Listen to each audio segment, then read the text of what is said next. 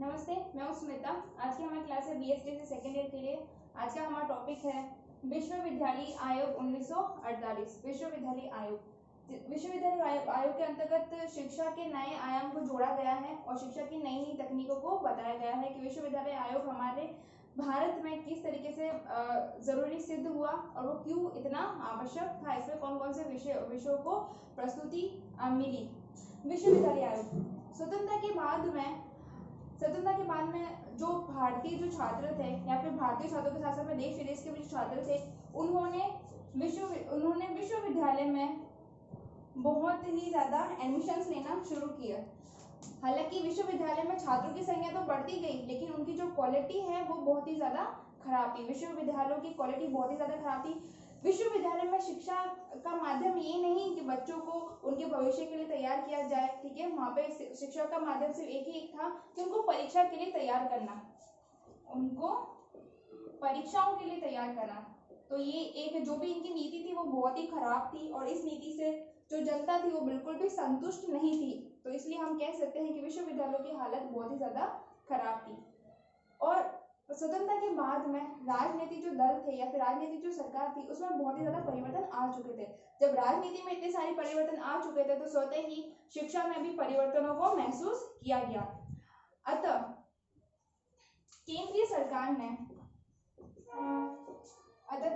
सरकार ने सिफारिश की सरकारों से कि एक अखिल भारतीय विश्वविद्यालय आयोग का गठन किया जाए। अखिल भारतीय विश्वविद्यालय आयोग का गठन किया जाए, जिसके अंतर्गत शिक्षा के नए नए आयामों को जोड़ा जाए। विश्वविद्यालय आयोग को सरकार द्वारा ये जो भी अखिल भारतीय विश्वविद्यालय आयोग का जो गठन था, इसको जो पारित किया था, इसकी जो सिफारिश की थी उसको सरकार ने एक्सेप्ट कर लिया था, उन सिफारिशों को मान लिया था। फिर 4 नवंबर 1948 को विश्वविद्यालय आयोग का गठन हुआ और जिसके अध्यक्ष बने डॉक्टर सर्वपल्ली राधाकृष्णन। डॉक्टर सर्वपल्ली राधाकृष्णन इस आयोग के गठन अध्यक्ष बने और जो विश्वविद्यालय आयोग है इसको डॉक्टर सर्वपल्ली राधाकृष्णन के आयोग के नाम से भी जाना जाता है, ठीक है। विश्वविद्यालय आयोग 1948 कह लीजिए या फिर राधाकृष्णन आयोग 1948 कह लीजिए, ये दोनों एक ही है, ठीक है। अब ये गठन बन चुका था, गठन सिफारिशें भी एक्सेप्ट कर ली थी, इसके अंदर के जो भी आयाम थे वो सारे के सारे सुनिश्चित कर लिए थे। अब बात ये आता है कि जो भी विश्वविद्यालय आयोग के अंतर्गत जो भी विषय आएंगे वो किस प्रकार के होने चाहिए। वो व्यवसाय से संबंधित होनी चाहिए, वो धार्मिक शिक्षा से संबंधित होनी चाहिए, ठीक है। बालकों पर उनका असर कैसा होगा, समाज पर उनका असर कैसा होगा, तो सारी की सारी सिफारिशों के अंतर्गत सारी की सारी चीजें आती है। तो इनको हम पॉइंट के माध्यम से पढ़ेंगे।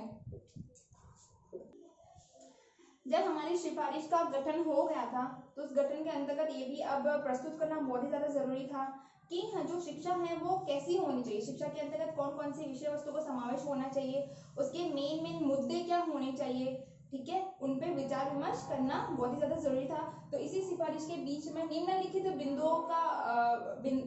बिंदुएं बनाए गए, ठीक है, जिस पर हमने या फिर सरकार ने बहुत ही ज्यादा सोच समझकर उन पर फैसला लिया। तो हमारा पहला बिंदु है विश्वविद्यालय शिक्षा के उद्देश्य। अब इसके उद्देश्य क्या होने चाहिए, उद्देश्य से किसका कल्याण होना चाहिए, बालक का होना चाहिए या फिर शिक्षक का होना चाहिए, ठीक है, या फिर प्रशासन का होना चाहिए या फिर समाज का होना चाहिए। तो विश्वविद्यालय शिक्षा में सबसे पहले का पॉइंट रखा गया कि इसके उद्देश्य क्या होने चाहिए। दूसरा है शिक्षकों की समस्या। अब शिक्षण कार्य कराते समय शिक्षकों की बहुत ही ज्यादा समस्या आती है, पाठ्यक्रम से संबंधित आती है, पाठ्यचर्या से संबंधित आती है, ठीक है, समय से संबंधित आती है। कभी कभी बालक अनुशासनहीनता फैला देते हैं तो जिससे कि शिक्षण कार्य में थोड़ी बाधा आ जाती है। तो बहुत सारी समस्या होती है शिक्षक की शिक्षण कार्य कराते समय। तो उन समस्याओं को कैसे दूर करना, ठीक है, उनका निवारण कैसा करना और भविष्य में वो ऐसी समस्या वापस से उत्पन्न नहीं हो।